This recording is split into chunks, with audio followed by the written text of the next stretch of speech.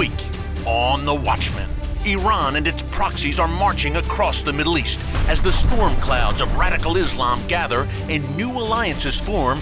Two top Israeli experts join us in Jerusalem to break down where it's all heading. Many more Arab Sunni countries, even though they do not have diplomatic relations with ours, understand that Israel is not only a partner, not an enemy anymore, but an asset, because we can help them fight Iran, and Iran is the biggest threat to their very existence. Plus, CUFI's annual Washington, D.C. summit is just around the corner. Get all the details on how you can join us in our nation's capital to make your voice heard for Israel. It's The Watchman. It's Christians united for Israel only on TBN.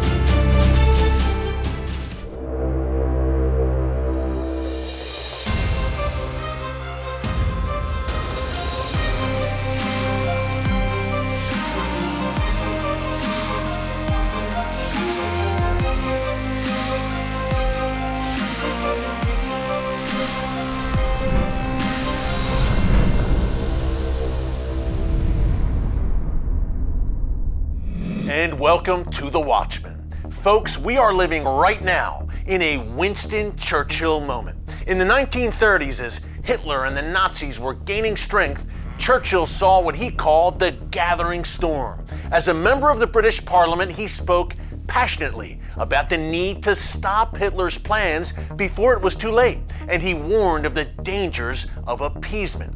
Today, in 2017, we are at a very similar moment in history. The forces of radical Islam are gathering. We have Iran developing nuclear weapons and the long-range missiles to deliver them to our shores. We also have ISIS and its sympathizers stepping up their plans to attack here on Western soil. And that is just the tip of the iceberg. Now, Winston Churchill eventually became Britain's prime minister, and his strong leadership helped Britain prevail along with the US and Allied forces in World War II. Churchill was a true watchman on the wall, and I fully believe that if he were alive today, he would understand that radical Islam is at war against the West. He would also realize that Israel is the first line of defense in that war, and that if Israel goes down, we all go down. That's one of the themes for this year's annual Christians United for Israel Summit here in Washington, D.C. Thousands of pro-Israel Christians will come to the nation's capital to hear Pastor John Hagee, Ambassador John Bolton, Israel's ambassador to the United States, Ron Dermer, White House advisor Sebastian Gorka, yours truly, The Watchman, and many more, speak about the modern-day gathering storm and what can be done to stop it. You see the information there on your screen and that very special Watchman discount rate, so call us, visit the website, and make plans to be in Washington, D.C. on July 17th and 18th as we stand with God's people and God's land for such a time as this. Folks, we need you here in D.C. for this very special CUFI event. I look forward to seeing you. Well, we head now from our nation's capital to the ancient and eternal capital of Israel, Jerusalem.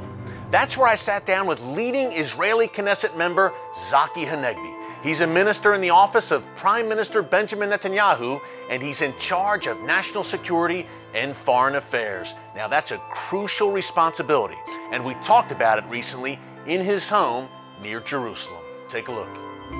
Minister Hanegbi, thanks so much for having us in your home today. Thank you. We have an interesting dynamic shaping up right now where we have the Sunni Arab states and the Gulf states. In many ways, their interests are aligning with Israel, not only about ISIS, but over the Iran threat. Can you talk, Minister, about how the growing Iranian threat in the region is bringing some unlikely allies closer together? Sure.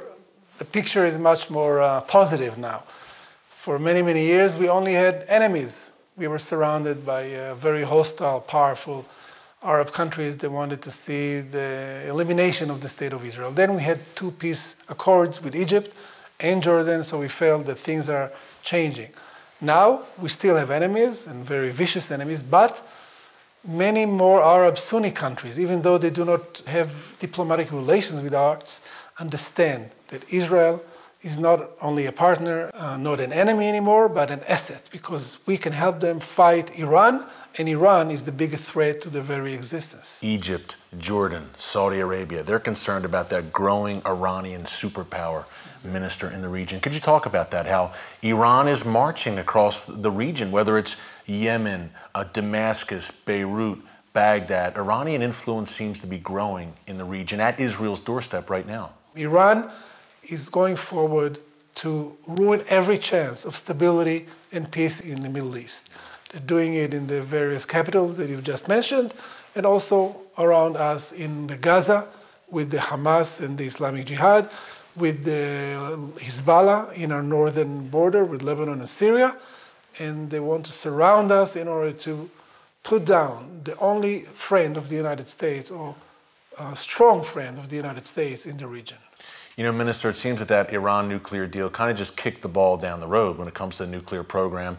Not only that, it does not address Iran's growing ballistic missile program. Could you tell us how those Iranian ballistic missiles are a threat, not just for Israel, but for the United States?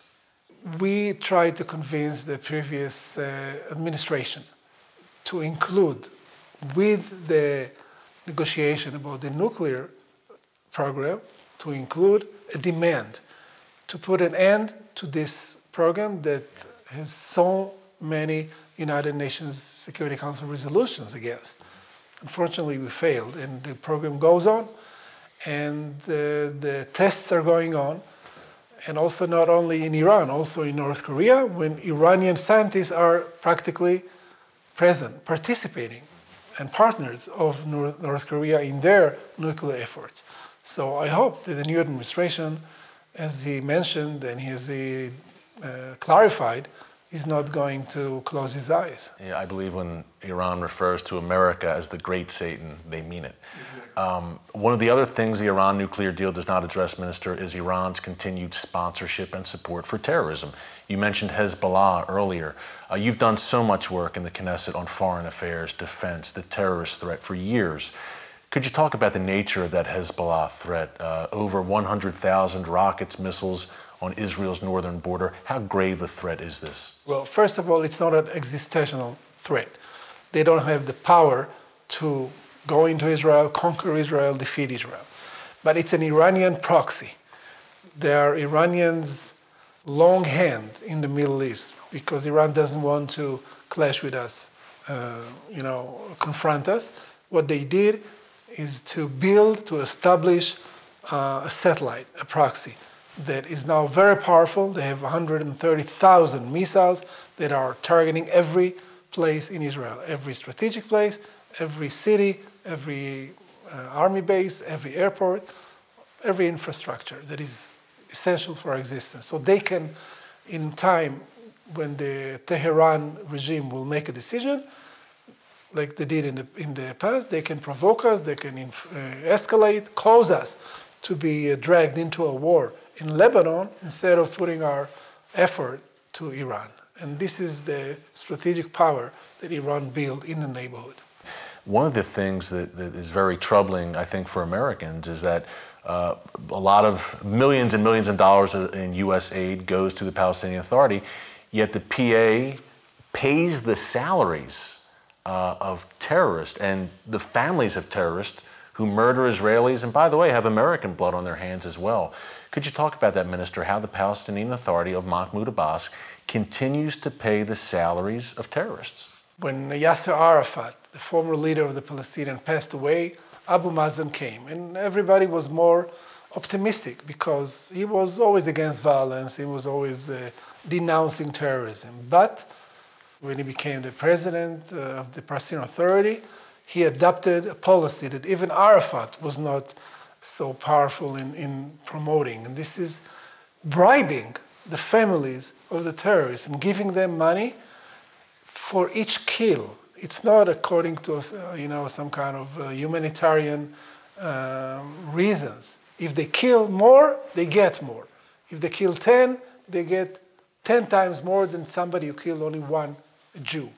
So it's a sign for us that this guy doesn't really mean to have coexistence with Israel and to live with Israel in peace. And this is why many, many Israelis, even though they would like to have peace in our neighborhood, are very skeptical when this guy is the leader of the Palestinian people. Yeah, it seems like he says one thing to a Palestinian audience and another friendlier thing to a Western audience.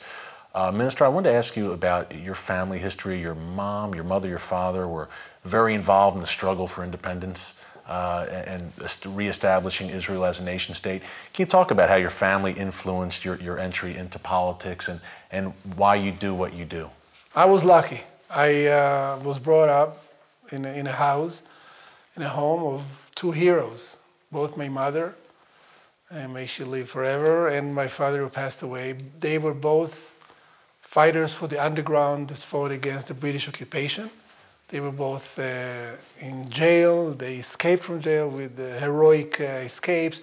They came back to the ranks of the underground, and they, with others of course, allowed us to have sovereignty, to have independence in 1948. My mother was a member of the parliament, and she was in government, and she's 91 years old and still alive and kicking. Yeah. And she is inspiration for me because she really tells me, look, you got the country and everybody is happy with the country, but don't take it for granted. We had to fight very, very passionately to have our independence after 2,000 years of exile. Last question. How can Christians in the United States and around the world, we have a very large Christian audience watching the show, how can they help support Israel and help in the fight for Israel and for the Jewish people? Well, thank God they do support us for so many years. I don't know if we will be able to have the strength that we are having and the intimate relationship with our best ally, with the United States, without the stone support of the Christian community. I happen to be in the States a lot. My wife came from Florida. She was born in Florida, so I'm half American in a way, and my kids are Americans. So whenever I'm there, in many states, I do feel the love, the passion, I would say the intimacy of our relations with the Christian community, and this is our biggest asset. Great to hear, Minister. Thank you so much. Thank you. Really appreciate it. Thanks for having us in your home today. Appreciate it. Thanks again to Minister Tzachi Hanegbi for his hospitality and for his great insights on the threats gathering against Israel and the West. Well, up next, we're staying in Jerusalem where our good friend, security expert Avi Melamed is back to tell us about some important developments to Israel's south. This is very timely information, folks. You don't want to miss it. Stick around. An exciting new day has dawned for Christians United for Israel. After more than 10 years on the front lines fighting for Israel, now we have allies in the White House. Guided by his Christian faith, Vice President Pence has been a lifelong supporter of Israel. This support was intensified after his trip to Israel with CUFI, when he was the governor of Indiana. And now, we are excited to announce that Vice President Mike Pence will be our keynote speaker at this year's CUFI Washington, D.C. Summit. Don't miss this historic event. You can register right now for only $75 using the special discount code Watchman. We have operators waiting to receive your calls at 210-477-4714. Or you can register online at www.cufi.org/summit. We hope you join us with Pastor Hagee and Vice President Mike Pence at the CUFI Summit.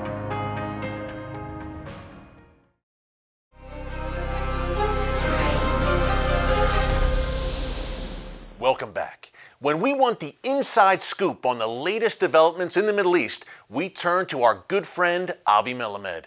Avi is one of the world's top experts on the region and author of the great book Inside the Middle East. He joined us at TBN's Jerusalem studio recently to share some very interesting developments in the region and in particular to Israel's south with Hamas and ISIS. Take a look. Well, Avi, thanks for joining us again here today on The Watchman. Thank you, Eric, for having me. It's always wonderful to see you. Shifting alliances here in the Middle East right now, especially with the ascension of President Trump. You have the Saudis, Egypt, Jordan, the Sunni Arab states, the Gulf states. Their interests seem to line up with Israel's today. Some unlikely alliances shaping. Talk a bit about the changing, the shifting winds here in the Middle East. what you see today is the unprecedented configuration where, for the first time ever, the state of Israel and the major Arab players in the region share a long-term strategic interest. This is one of the major components of the change of these shifting alliances, as you accurately defined it.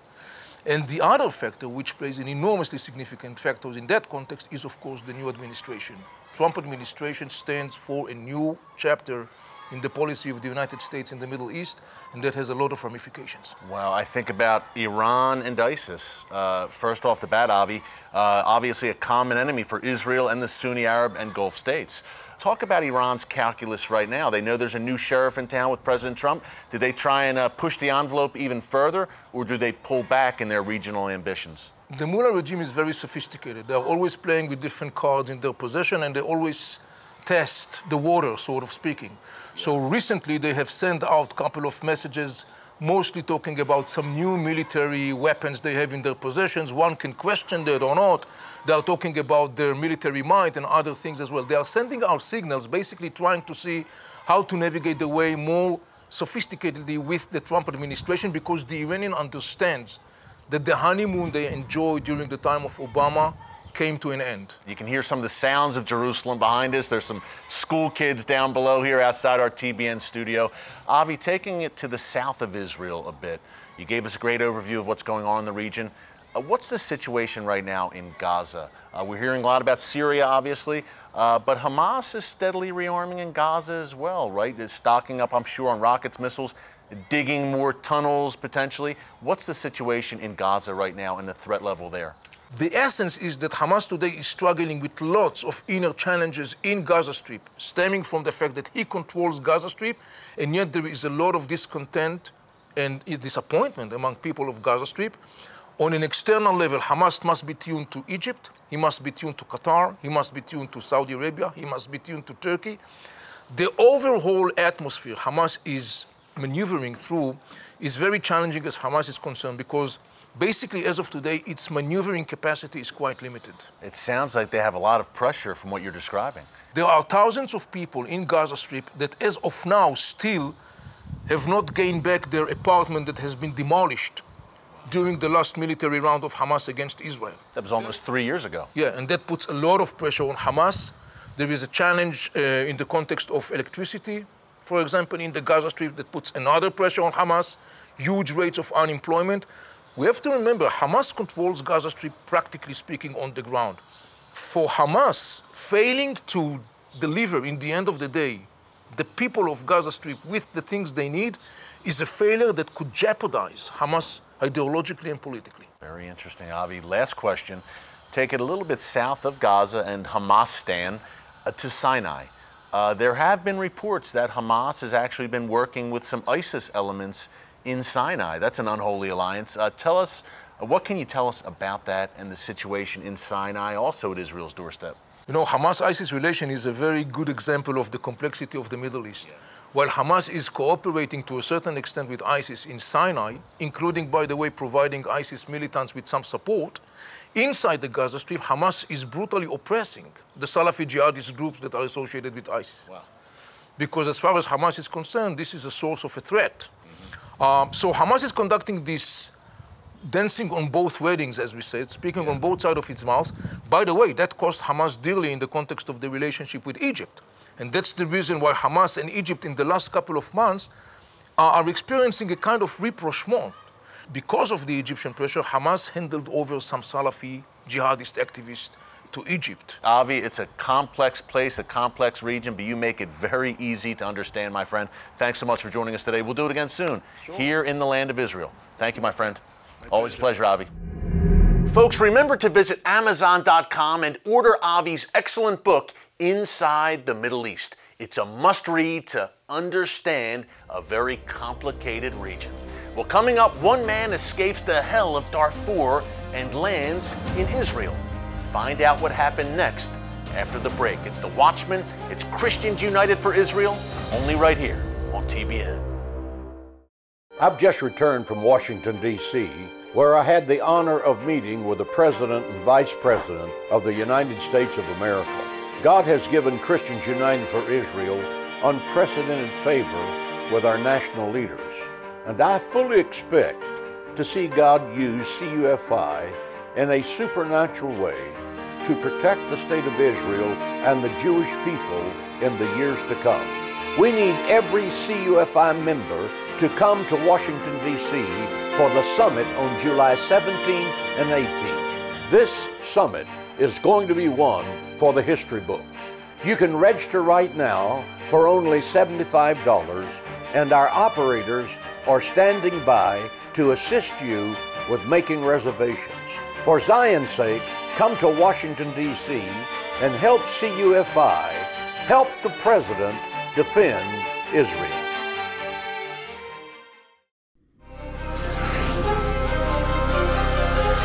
And welcome back.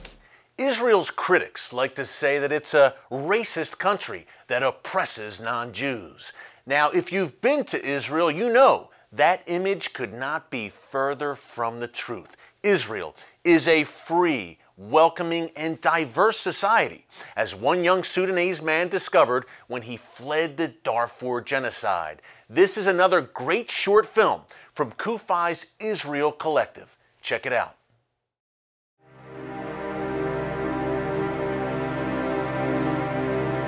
From 2003, there was a war between rebels in Darfur.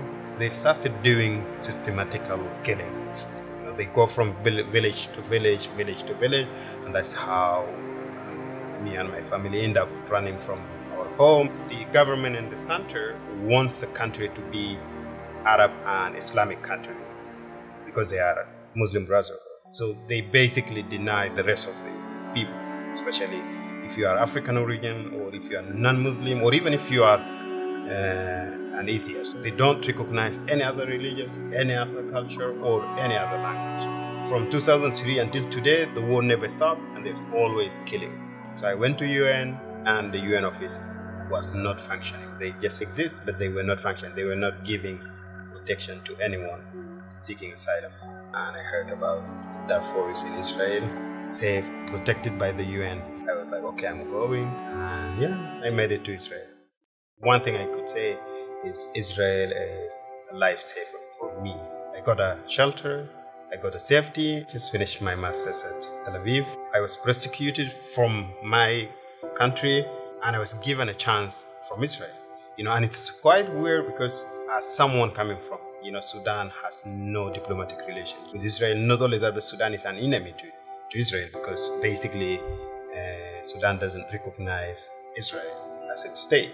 The image that you have that Israel is a danger today, is killing Muslims, all this kind, that's complete lie. Not just in Darfur, but in Sudan in general, there is no freedom of religion whatsoever. It's not like in Israel, you see there's mosque, there's church, and there's synagogue. I simply got a life chance in Israel. This for me is like a great opportunity for my life. It's a change for my personality, my future, and that can lead to change in my family, and maybe, who knows, I can be part of change in my country.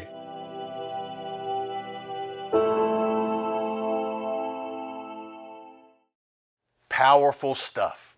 You can find more of these great short films from Kufi's Israel Collective project by visiting israelcollective.org.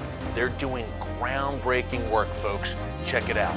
Well, up next, my final thoughts on one of my heroes, Winston Churchill, and why he still matters today.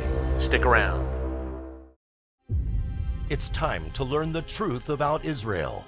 If you want to know the real story about Israel, then you need to watch Israel Through the Looking Glass, a movie that confronts the accusations against Israel with the reality on the ground. Witness with your own eyes and ears the contrast between Israel's accusers and the true stories you've never heard. How far away are we now from Gaza? From this point to the border, less than a mile. 28,000 rockets? Rocket in 12 years. Israeli Arabs have the same, by law, civic rights that any other citizen in the state of Israel has. Call the number on your screen right now, or visit the website and order your free DVD of Israel Through the Looking Glass. This is what your teachers tell you, right? Teachers, yeah? Israel needs you to know the truth, because the truth is our greatest weapon. Find out what you need to know so you can stand up and speak out for Zion's sake. The DVD is absolutely free. Order right now.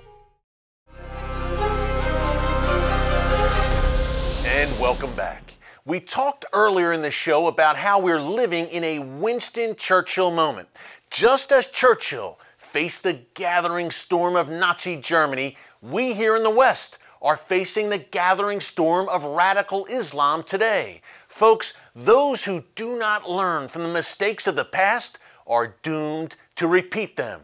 Let's face it, many people would rather bury their heads in the sand and ignore the threats at their doorstep. But our team here at Christians United for Israel believes you'd rather know than not know. That's why we encourage you to join our movement. We are America's largest pro-Israel organization with close to 3.5 million members and growing every day. You see the information there on your screen, so join us.